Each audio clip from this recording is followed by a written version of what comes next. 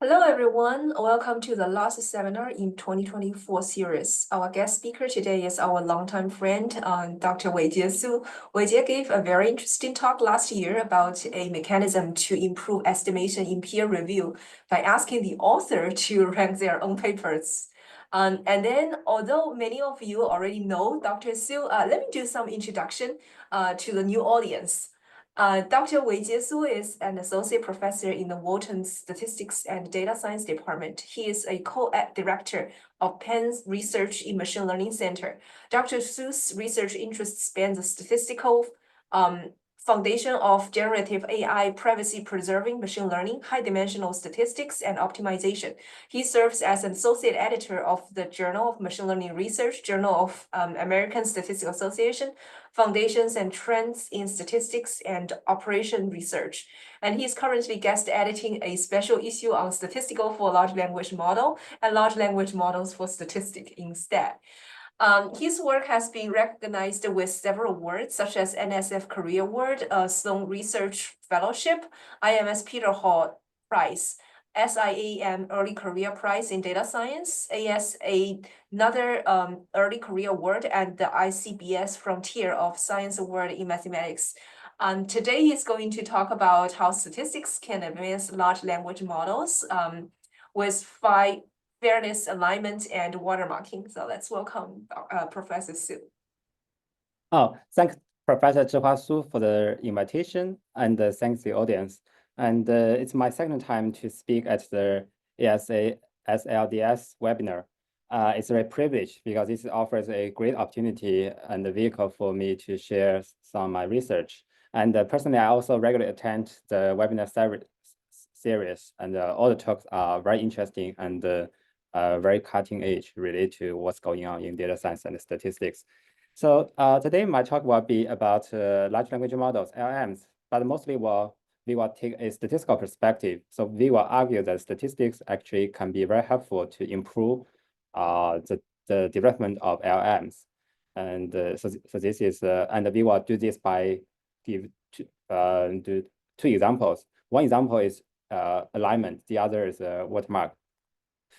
Okay, so now there's not much need to argue that generative AI, in particular LLMs and diffusion models, are really revolutionizing many aspects of our life. And we regularly use language models and diffusion models to enhance the productivity of our research, our daily work. So in this, this essentially becomes an arms race between these tech giants, including OpenAI, Google, DeepMind, and Meta and xAI. So, and this, which has bothered me personally, if whenever I update my slides for the next talk. So here, GPT-3 has 175 billion parameters. When I first saw it, like 2 or 3 years ago, I think it was a infinite number. But now people are ever developing larger and larger models.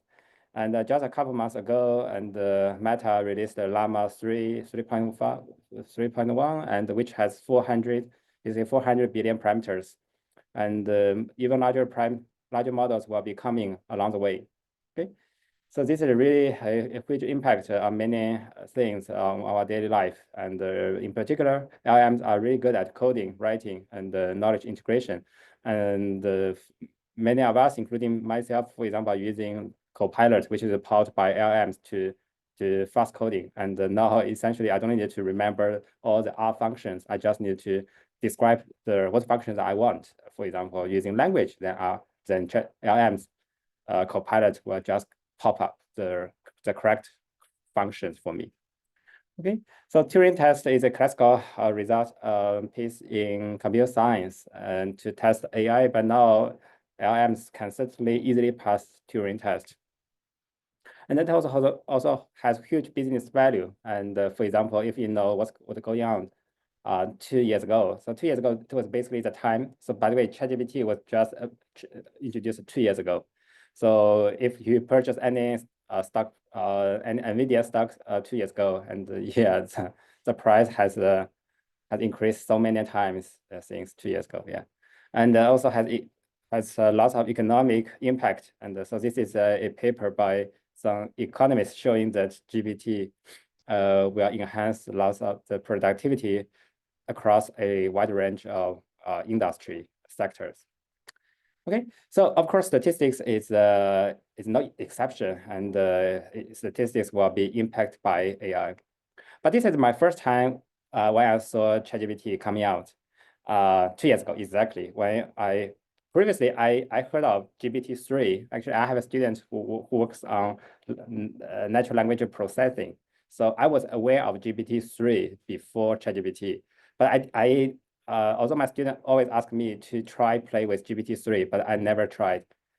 But 2 years ago, when ChatGPT was introduced, so the interface is so easy, so simple, just the web service. So I tried out ChatGPT. So my feeling is that I saw a T-Rex.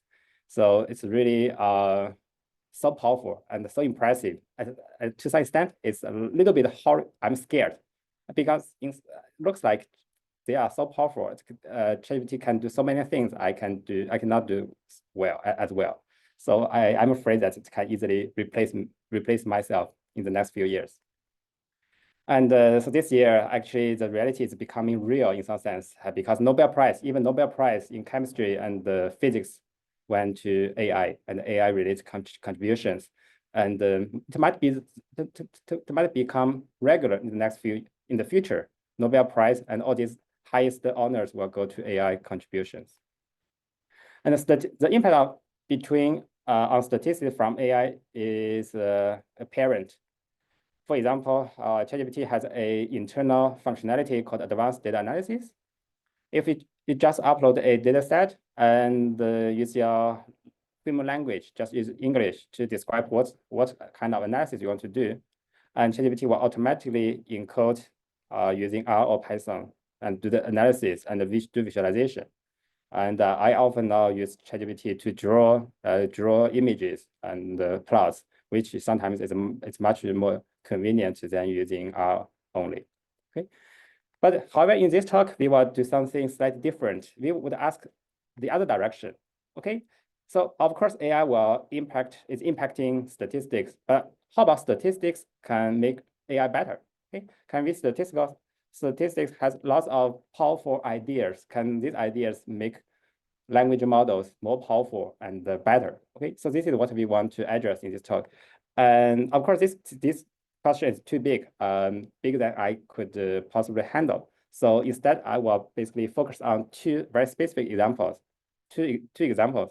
One example is to statistics to make LLMs more reliable. Okay, reliable in the sense that, okay, we want to make sure that LLMs, just like a robot, imagine that LLMs is a robot, and we want to make sure that this robot have the same preferences as I do. Okay, if the human population prefer apple versus orange with the ratio to 30% versus 70%, and we want to ensure that LLMs has the same preference, 30% versus 70%. The second piece of work is to ensure that is to use statistics to make LLMs more responsible. Responsible means that if this piece of content, this piece of text, okay, some text, some articles are generated by LLMs, and then there must be a way for us to detect that this text is generated by AI. So we want to develop statistical methods, okay, to verify that this is AI generated rather than this is written by human. Okay, so this is so now let me start with the first piece of work. So this joint work with my postdoc Jian Cong, and our collaborators include Xingyu, Ziniu, and Emily. So Emily recently graduated from Penn, and now she's working at Apple. And my former postdoc Cheng Fang, and my colleague Qi Long at Penn. Okay, so this is a flow chart might be worth $1 billion because this is basically one of the last few pieces of information released by OpenAI. And later on, OpenAI, of course, still published papers, but most papers published by OpenAI since this flow chart actually are most about tech reports without any insights. Okay, so because of business secrets. So this is, but this plot actually has lots of information. It was published by OpenAI 2 years ago. So this is called reinforced learning from human feedback. So this technology is basically the one which makes language models speak like a human. So it consists of 3 steps, and the most important are the last 2 steps. The middle step, the second step, is to train a reward model.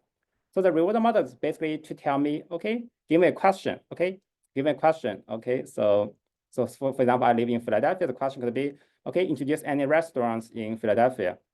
And then you can have multiple answers, right? Some answers are good, some answers are less good. So then a reward model basically will give a score for each answer, and the score will be high if the answer is good. Otherwise, the answer will be bad. Okay, so the reward model basically tells me how good the response or answer is with respect to a question or a prompt. So they trained this reward model by collecting lots of human data in the form of pairwise comparisons. They hired human laborers to rank multiple answers from the language models to the same question. Okay, to the same question. Suppose there are 6 answers, 10 answers. A human laborer was asked to rank from tell me which is the best answer, which is the second best, which is worst. Okay, and so they train this model, train on this data and get a reward model. Once the reward model is ready, and in the third step, OpenAI want to fine-tune their language models. Okay, fine-tune language models means to maximize expected reward. Okay, on average, we hope that the LLMs will produce a response which will have, on average, as high reward as possible. Okay, meaning to have good quality answers. Okay, but however, human preferences are diverse. Even just look at the original paper by OpenAI. Actually, between human laborers, okay, human laborers are just following the instructions by OpenAI, and even between human laborers, still there is a 1/3 fraction of the time they didn't disagree with each other. Okay, they didn't agree with each other. So this is because many questions are personal choice. Okay, like to recommend a restaurant in Philadelphia. So you might like sushi, and he might like pizza. Okay, different people may have different preferences, right? It's like a coffee or tea comparison, and the football or versus basketball comparison. So there's no ground truth. Okay, so there's a preference. So whenever there's preference, and then it's become very important to match the probabilities. Okay, we hope that we know it will match the probability preference between human populations. Okay, suppose the human population prefer, there are 70% of the population prefer coffee, and the 70% prefer coffee, and 3% prefer tea. And I hope that the LLMs will have the same 70 versus 30% preference between coffee and tea. Okay, so this is not only about fairness. Actually, this is also matters in decision making. So it has lots of business values, right? So suppose I want to start a restaurant. I'm deciding between pizzeria or sushi restaurant, and depending on the preference between pizza and the sushi for the potential customers in this location, and to affect my decision. Okay, so there's business values, and so it's important to make sure that LLMs maybe in the future will be our advisor, robot advisor, and we want to make sure that it has the same preference with the population. Okay, so this preference actually, whenever there's preference, actually now it's a win for these statisticians. Actually, there's a classical model called the BTL model. So BTL model was developed by statisticians. So basically, it models the preference between apple and orange using their reward. So the probability that apple is preferred over orange is modeled by this probability. So this probability says that if the reward of apple is higher than orange, and then this probability will be larger than 50%. Okay, the larger the reward is, the more likely this item will be preferred. Okay, so this is the BTL model actually, and the OpenAI paper actually used this BTL model to train their reward model using the MLE. Okay, using the MLE. So for example, if we want to ensure that 70% of the people prefer apple, and then we want to make sure that the difference between the rewards of apple and orange is differ by this value. Okay, then to ensure 70 versus 30% probability. Okay, so now suppose the reward model has been changed. Now let's try to focus on the third step. Okay, recall the third step is to maximize the expected reward. Okay, and so now there's a little bit of notation. So we have simplified as much as possible. So the result is a little bit informal, but should be general enough. Okay, so R is the reward. X is a question. Okay, question. The question could be recommend a restaurant in Philadelphia.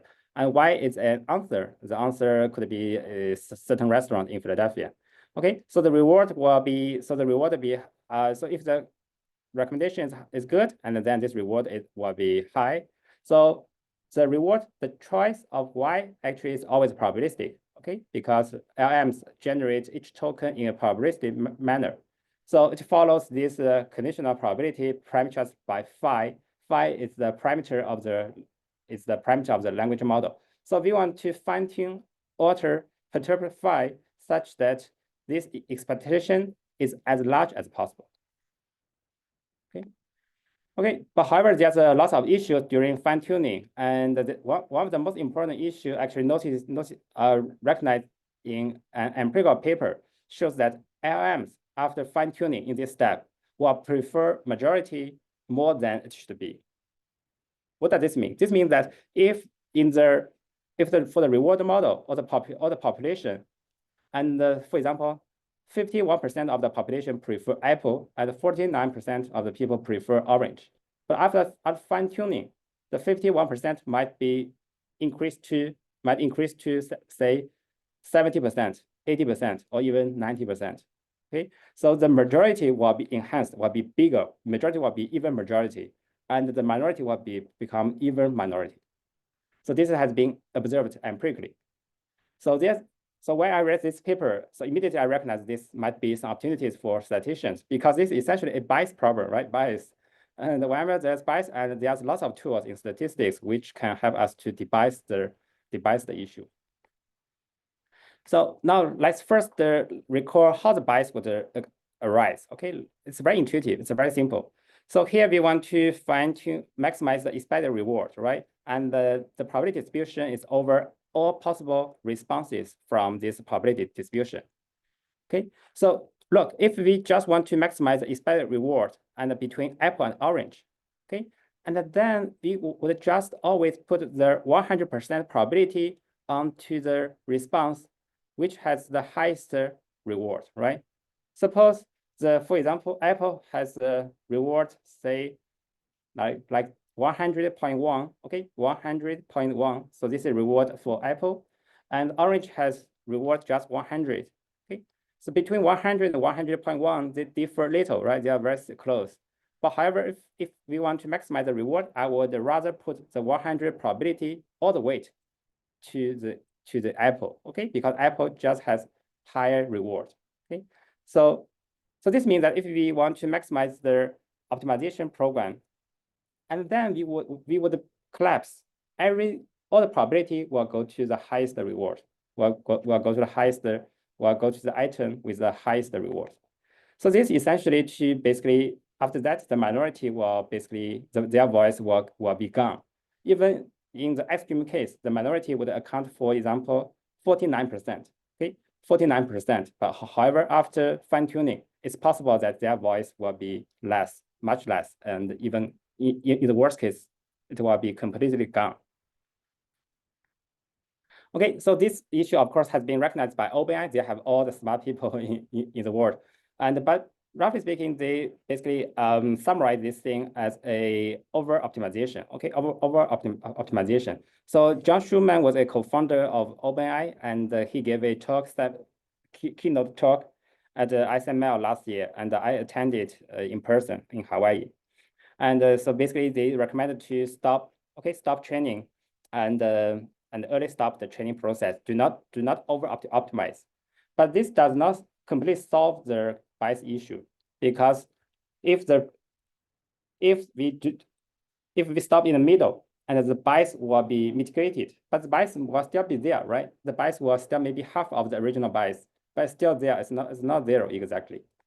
So in this work, so we want to basically use statistical ideas in regularization. We want to kill the bias completely from the beginning.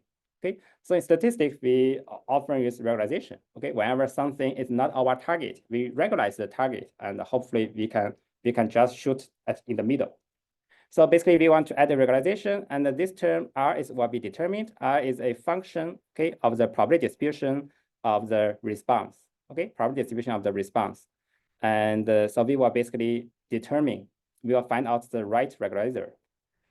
Okay, and hopefully the regularizer will satisfy the following condition: preference matching, meaning that the maximizer of this program, optimization program, will have the same probability distribution with the BTL model. Okay, recall that the BTL model is our target, right? 70% versus 30%, and we hope that by solving this optimization program, and we will recover the original BTL preference. If so, then we basically match. We exactly match. In theory, we exactly match the preference by human, okay? And so now let me just give you the results, the main result of this part. The main result is basically very simple. And so in order to have this preference matching, and then this regularizer, and if and only if condition for this regularizer is to take this form. So basically, the regularizer must be log of the reciprocal of the probability distribution of the response, and plus 2 additional terms. Okay, so this is the main result. And I can basically spend maybe 2 minutes briefly explain the proof. The proof is very simple. It's just use some Lagrangian maximization. And so here we want to maximize this program, right? Pi I is the probability of the ith response. Suppose there are k in total different answers to the same question.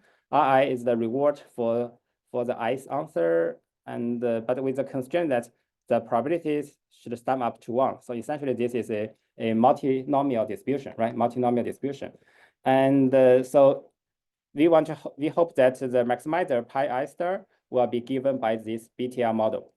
Okay, and so this is essentially a very simple constraint optimization program, and essentially this is so basically we can just use the Lagrangian and go, okay, so this is Lagrangian, and the lambda is a Lagrangian multiply.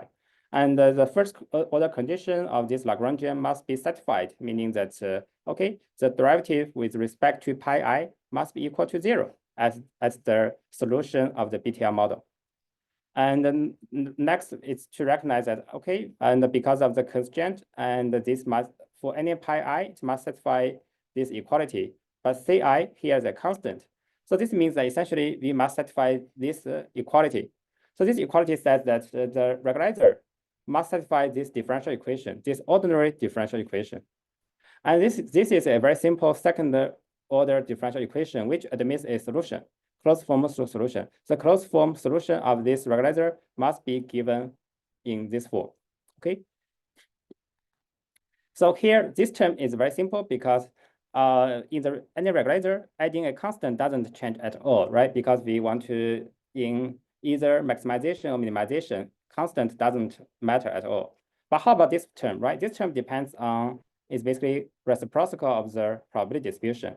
This term, it also doesn't matter. Why? Because after taking expectation, and this probability distribution also appears in the numerator. Okay, it appears both on the numerator and denominator. So finally, there's no dependence with respect to pi. Okay, so that's why this term essentially is also a constant. Okay, so now let's summarize our results. So this is a reward. If we just want to maximize the reward, and we will be narrow-minded, we will put the 100% probability onto a single item with the highest reward. Okay, in this case, there's no way to match the BTL model preference probability. And then this entropy will save us, because maximizing entropy is maximized as the uniform distribution. Maximizing entropy will help us to be more diverse, will have a wider scope. Okay, and interestingly, reward plus entropy actually will shoot at exactly the right balance. Okay, the right balance is the BTL model. Okay, so this is our main result, and now, so basically, roughly speaking, to summarize, we hope that in addition to pre-training and RLHF, and we recommend to the last step to use the preference matching RLHF. Hopefully, this will make the human preference and match with the LM preference. Okay, so this is what we would recommend. And so this part is mostly about formulation of the problem with a little bit statistical reasoning. So basically, Jian and I we finished this part in like 2 weeks or so. And then actually we spent a whole half a year, 6 months doing the experiments. And so this is because we statisticians in background, we didn't have much background in GPU computing, not mention, let alone LM training. So here actually it's more than fine tuning because we have to train our reward model from beginning. So this costs us lots of time, but it's very rewarding. And so we find it very exciting. So basically our result shows that, so this is a training on a experiment on a very small LM OPT with 1 billion parameters. So here the divergence is between the LM and the reward model, and hopefully the divergence is small, right? If the divergence is small, meaning that they are matched. And so this is the original RLHF, okay? It's OpenAI's original method. So this is the divergence, and this is the divergence we get using a tuning parameter alpha. So basically we can reduce the divergence by like 25%. We can further decrease the divergence by about 1/3 if we use a slightly larger model, Llama 7B, okay? But of course, we haven't reached to 0 because our theory predicts that we can almost reach 0 divergence. But this is mainly because, we don't know, mainly it's because the model we fine-tuned actually is too small. And if we have the capacity to train a industry-level language model like ChatGPT-3, I believe there's a good chance that we can further push the divergence to 0. But of course, this is beyond the resource what I have right now. So actually, I'm actively looking for collaborations these days. Yeah. Okay, and so basically, this part is done. And if the audience has any questions, I'm very happy to take questions.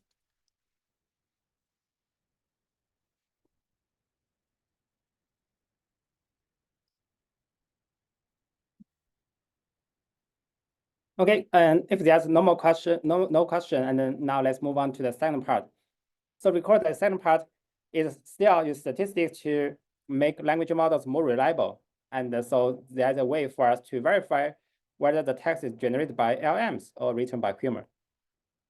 So this actually is a common situation. And no matter you're a student or a teacher at a university or in a school, and you may notice that now students are really good at their homework problems.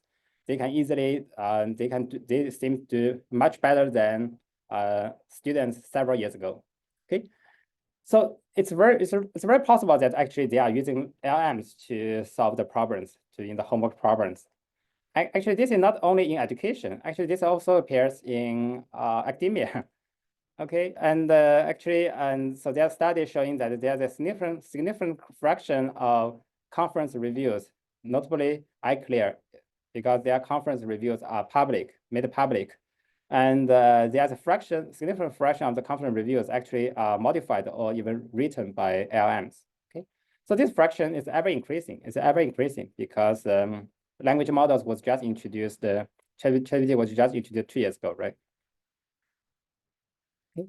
So this actually gives us a lot of motivation. Actually, this is a critical issue to detect whether text is to verify whether text is generated by AI or by human. Okay, there's applications in education and also to maintain academic integrity. And this is also important to preserve the quality for training language models in the future.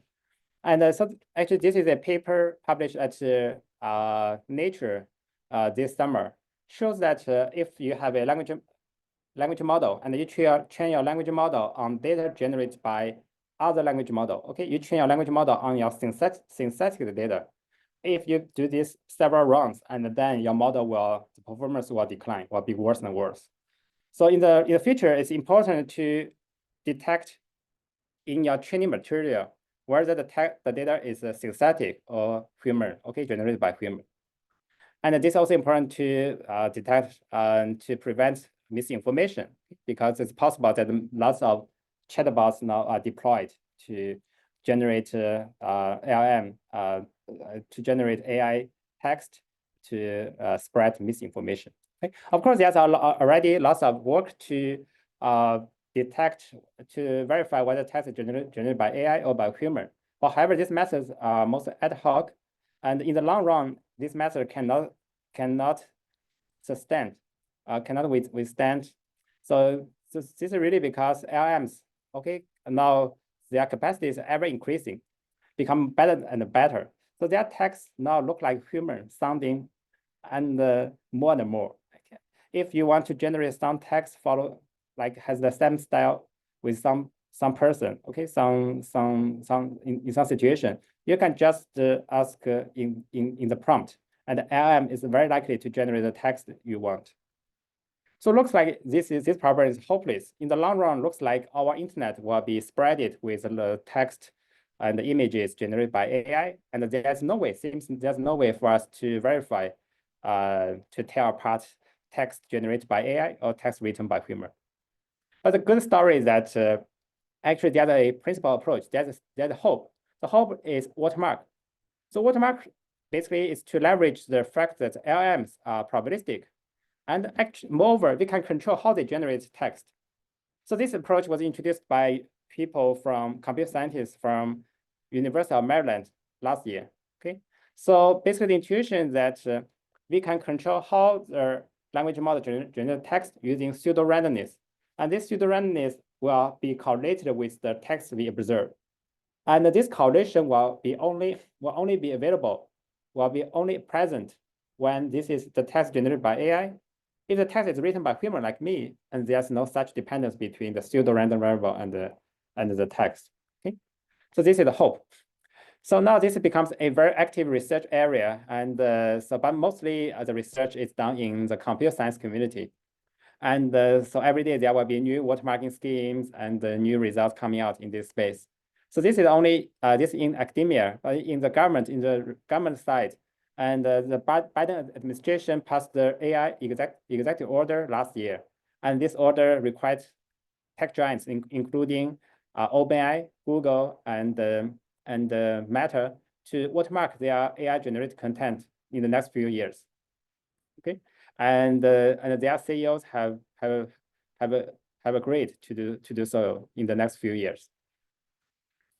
Okay, but however, from a statistical perspective, and this problem is still not well defined, not well formulated. For example, if we, from a statistical perspective, there are two types of errors. First is false positive rate, okay, and so the text is really generated by written by human, okay, written by human like me, but we mistakenly classify this as LLM generated. Okay, this is type 1 error. Type 2 error is the false negative. Okay, so it's really generated by ChatGPT, but we mistakenly classify this as human written. So understanding the two different kinds of errors is important, because this allows us to compare between different watermarking schemes in a fair and grounded way. And so, for example, we should first control both their type 1 error, and then let's compare the type 2 error, essentially to compare the power in detection. And we also want to make sure that the detection is robust in certain sense. Okay, so there's a lot of statistical thinking for watermark detection. But this statistical thinking seems is largely lacking and overlooked in the watermark research, which is mostly done by computer scientists. Okay, so this is our work. So to address this issue, and this is joint work with my postdoc Xiang Li, and my colleague Fen Ran from Northwestern University, and Hui Yuan is another postdoc from Penn, and Qilong, my colleague from Penn. Okay, so now let me first give some preliminaries on watermarking schemes. And so to do so, we first need to introduce the concept of tokenization. So a token basically is a word, basically, or a part of word, a small word. Okay, So for example, and so this is a tokenizer and of ChatGPT, and it will automatically pass a text into different small pieces. You see, most of the time, a single word is just a token, but sometimes a word will be split into two, like open and AI. They are two different tokens. Okay, there are also punctuations. And for this talk, you can just imagine that each token is just a word. Okay? So there's no loss of generality in understanding this way. So for most language models, the token size will be very large. Okay, will be very large. For example, for GPT-3, and the token size is 50,000. So there are 50,000 words or tokens in the vocabulary. For Llama, it's 30,000. Okay, so basically, language models is auto-regressive. It's very statistical, and so people call it next token prediction. So each time we want to generate the next token following this multinomial probability distribution, PT. So PT is a multinomial probability distribution at the T step. And this probability distribution is, of course, is a very long vector, 50,000 dimensional vector. All the entries sum up to 1. So this is computed by, for example, by the transformer. It's very complex. And in this talk, we assume that PT is unknown. PT is unknown. So this is because the next token probability distribution, NTP distribution, PT, depends on so many things, depends on all the previous tokens, even depends on the system prompts, which are actually the prompts behind the things.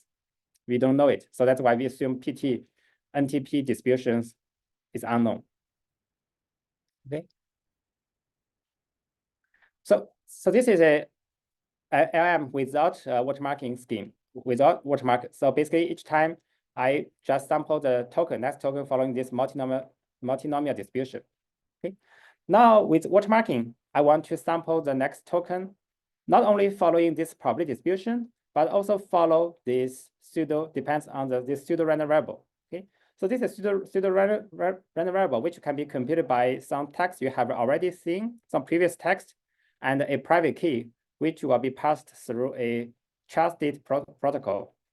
And we hope that so this pseudo random variable will look like a true random variable, hopefully, so that although this the way for us to decode to determine the next token, the seventh token, is deterministic given the multinomial distribution P7 and the zeta 7. Although it's deterministic, but if we repeat this process many times, and then this pseudo random variable will just look like a true random variable. And then this distribution, the distribution of this token will hopefully follow this next token, this multinomial distribution effectively. So this is essentially what we do in simulation, right? These statisticians often, for example, in simulation, fix a random seed. And then all the random variables you generate are deterministic. But if you generate this random variable for 1,000 times, you plot a histogram. And then the histogram just looks like the original probability distribution, right? So this is a hope, and we hope that if we treat this pseudo random variable as a true random variable, and then the probability distribution of this token will just follow the original multinomial distribution, and we call it unbiasedness. Okay, so being unbiased is important because this shows that the text actually has the same probability distribution with the original LM. So the quality of the text you generate using an watermarked LM will not degrade. It's the same quality. But now however, the probability distribution is still the same, but now there's a hope for watermark detection. Why? Because now the token is basically generated by this, determined by this pseudo random variable. Okay, so there must be a dependence between this token and the token you see, and the pseudo random variable you can compute using your private key. Okay, whenever you see such dependence, and then it's very likely that this is generated by AI, not by a human. And this is perhaps the simplest example of baby watermark. So in this case, you have two tokens, 0 or 1. Each time we basically toss a coin to determine whether it's 0 or 1 using, for example, Bernoulli distribution. How can we design a watermark for this? And then we can generate a pseudo random variable, which is basically a uniform distribution between 0 and 1. So we can choose 0 if the pseudo random variable is smaller than P0. Otherwise, we pick 1. Okay. So we show that this is unbiased because the probability distribution will just be the same as this Bernoulli distribution.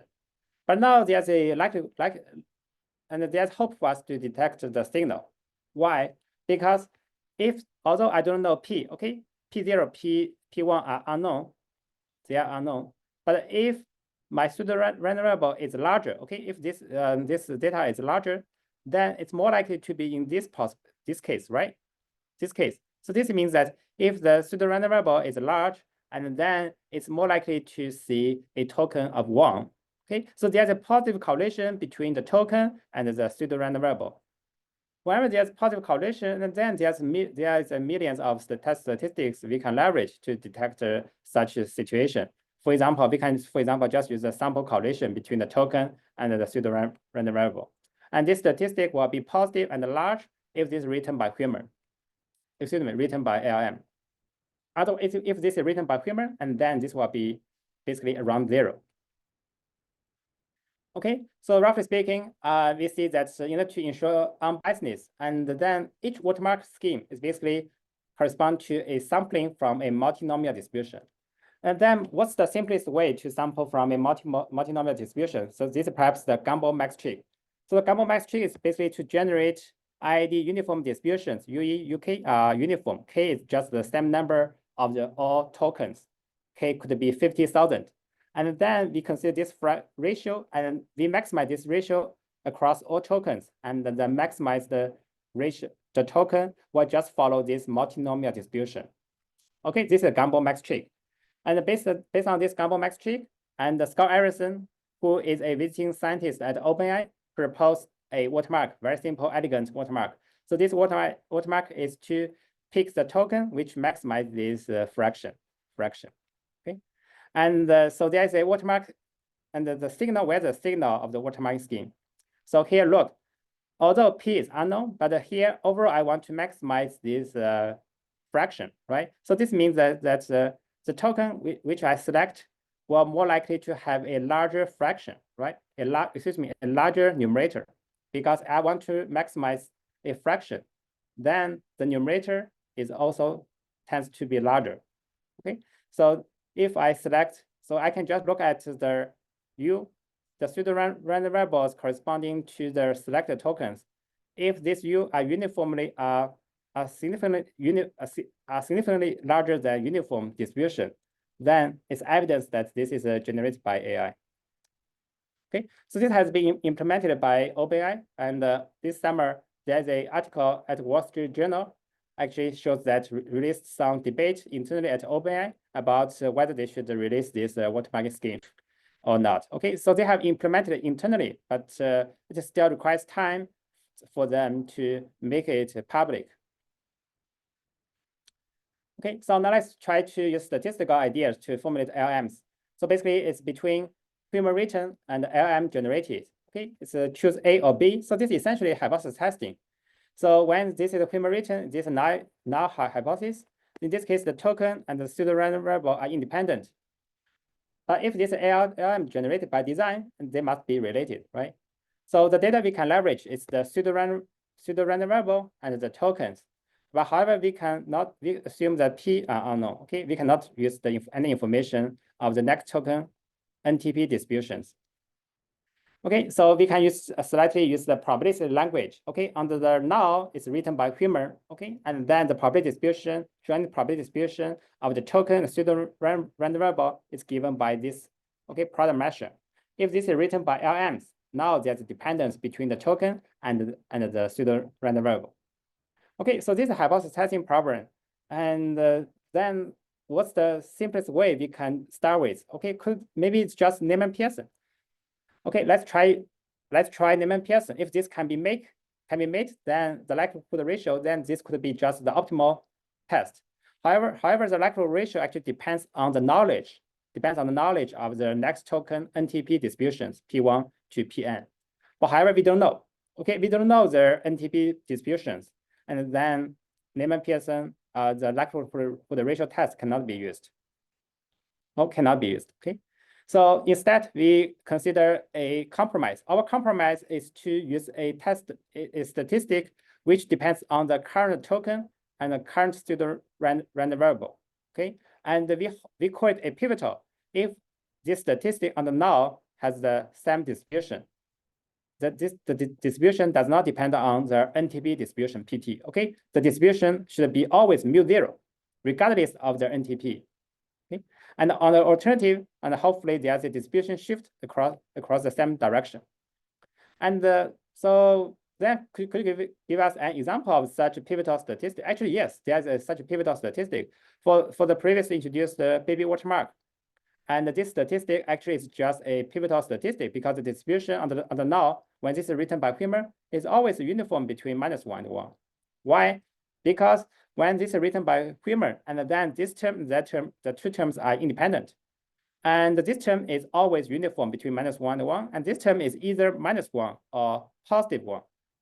Since this distribution is symmetric with respect to 0, right? And the minus sign actually doesn't change. It's symmetric. So that's why it's always uniform between 0, 1, and 1. So that's why this is a pivotal. And once you have a pivotal, then we can just use a sum statistic, okay, across all the tokens. So there are n tokens. We aggregate all the information from the beginning to the end, and using a score function. Hopefully the score function will make us more powerful, okay? Because here the distribution Y is known under the null. So basically we can set a threshold under the null so that the typical error, for example, is fixed at 1%. The typical error is controlled. Okay, and what's the meaningful pivotal statistic for the gamma max work? And so this already showed up. Okay, this is just the coordinate of the pseudo random variable, which corresponding to a token, corresponding to the select token. Okay, and on the null, we know that this is just uniform, right? On the null, I just blindly pick a uniform random variable from 50,000 possibilities, so it's still uniform. But on the alternative, actually now this becomes basically a mixture of beta distribution. This is stochastically larger than uniform. Okay, stochastically larger because the CDF here is uniformly below this 45-degree line. So this actually had intuition, and this intuition is that although we don't know this likelihood ratio test, but we can maximize the likelihood ratio over all possible NTP distribution. And if we maximize this NTP distribution, this likelihood ratio, actually this ratio will uniquely determined actually by UW, the token, the random variable corresponding to the selected token. Okay. Okay, so now we have formulated this problem into a statistical framework using hypothesis testing. Okay, so now let's try to make it fair, make it a fair comparison. So in order to make a fair comparison, and then we will need to define what's a statistical efficiency. Okay, now we have controlled the type 1 error, and now let's look at the type 2 error. And however, type 2 error, of course, depends on the NTP distribution. We don't know. Okay, different NTP distributions will give us different type 2 error. It will give us different power. So then, since this depends on the NTP, and now maybe we can just take the minimax viewpoint. Okay, consider the worst case type 2 error. Okay, worst case type 2 error over all possible NTP. But however, this cannot be done because if we just take the worst case NTP, and their all watermarks will have no power. For some reason. What's the reason? And I will elaborate on the reason later, very soon. Okay, and we cannot directly take the minimax viewpoint, and then what we can do is to slightly narrow down. Okay, so instead of consider all possible NTP distribution, and now let's impose some structure, some geometric structure on NTP distribution P tilde.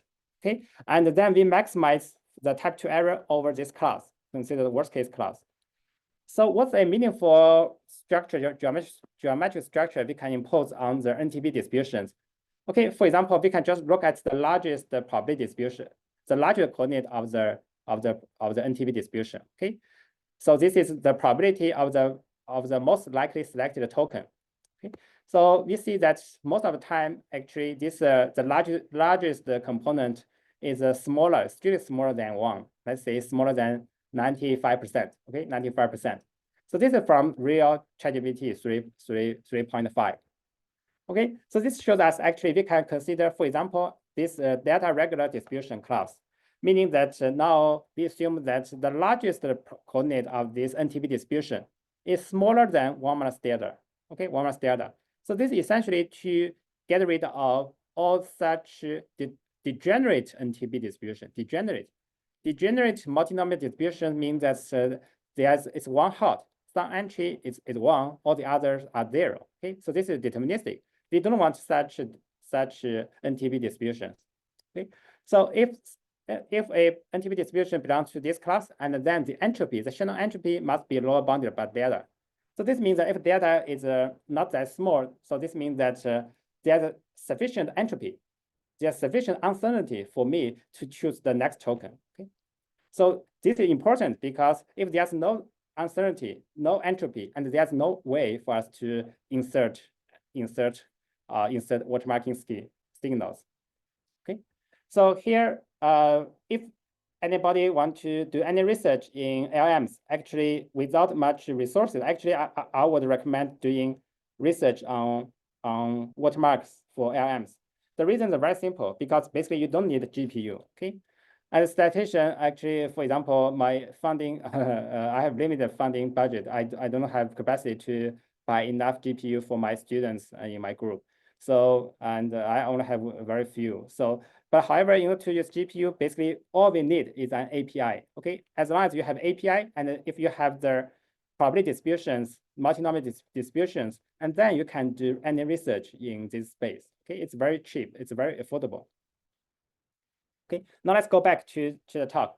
So now we have controlled type 1 error, and now let's consider how the type 2 error will behave in the asymptotic regime, where the number of tokens increase to infinity.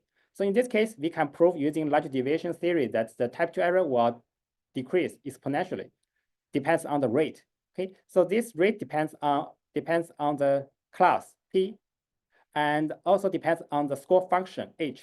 Okay, and so this is the worst case moment generating function. Okay, depends on these factors. This extends the Bahadu efficiency, because in the Bahadu efficiency, the class of P is a singleton, but now P is a class. It's a class of NTP distributions.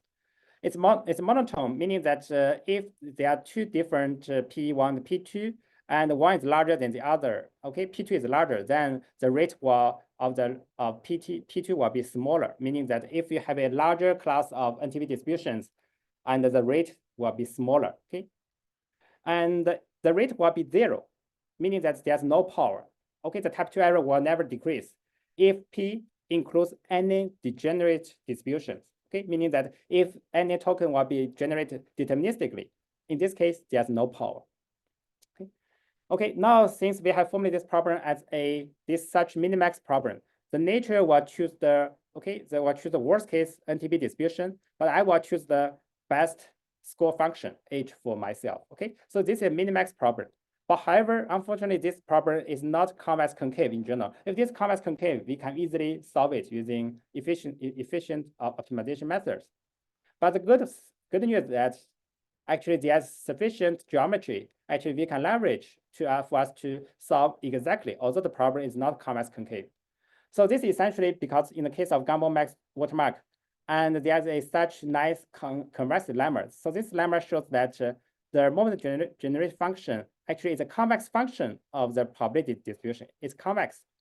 So the nature will maximize this thing, right? Will maximize this thing over all NTP distribution. If you want to maximize a convex function over a convex region, it's very simple, because we only need to look at the boundaries, right? The boundaries, the extreme points. So essentially, we reduce a high-dimensional problem to a low-dimensional problem.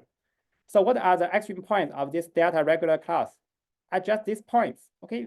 So they are points which are the largest or smallest, and delta tilde is just make sure that this is a sum up to 1. Of course, there are any points which after permutation will still be extreme points. But now we only need to look at any of these extreme points.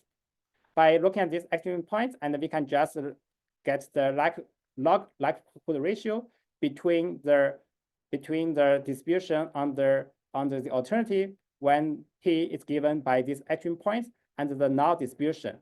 And this is just some conventional calculation. And we can easily get the expression of this score function. This score function takes this form. And this is optimal in our framework.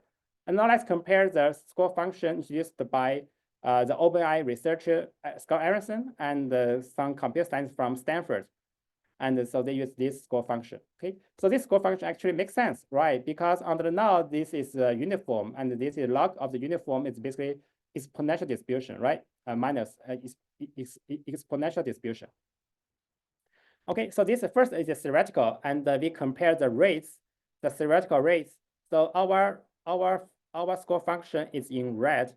So our score function has uniformly higher rate than the other two. Okay, other two, no matter the range of the data. Okay, so a high rate means that our type 2 error will decay faster. And now let's do some more real experiments. And our experiments first, they all control the type 1 error. But when it turns to type 2 error, our, which is in red, has a smaller type 2 error, okay? Decays faster than the other. And we have done more experiments. And this is the inverse transform watermark. So we didn't have time to introduce this in detail, but this is very similar in parallel to the Gumbel Max watermark. So our story is the same. So basically, we can get the best or almost the best performance in detecting, in minimizing the type 2 error.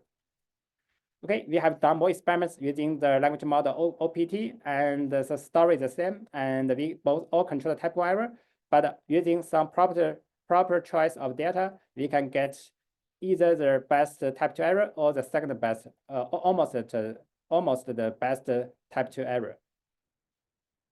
Okay, so I think my time is up, so let me summarize. And so LLMs is really a promising research area, and lots of statistical ideas can be useful.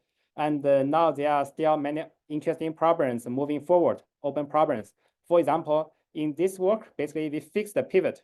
The pivot of statistics is fixed from beginning, but it's more meaningful actually to maximize the detection power from beginning to over all possible pivots. Okay, for this we don't know because we start the pivot at the beginning. And hopefully we can also make the watermarking scheme detection also robust on the human edit, right? Because now we often, whenever anything generated by ChatGPT, we will certainly, sometimes we will modify the text a bit to make it look like written by human, right? Or maybe to make it some style change. And in the future, it's possible that you may use many different LLMs like ChatGPT, Claude, Gemini. And then this will make watermark detection more challenging. Okay, and in the long run, it is also important to use semantic watermarks. Semantic watermarks will be robust, for example, against the translation. Okay, if you translate the language, the text, and most watermarks will be, their signal will be gone. Okay, so this is a very challenging attack, and the semantic watermark might be helpful to maintain watermark on the translational attack. Okay, so this is the reference. Okay, the reference, and so this is what my impression about what statistics can do in the future for LLMs.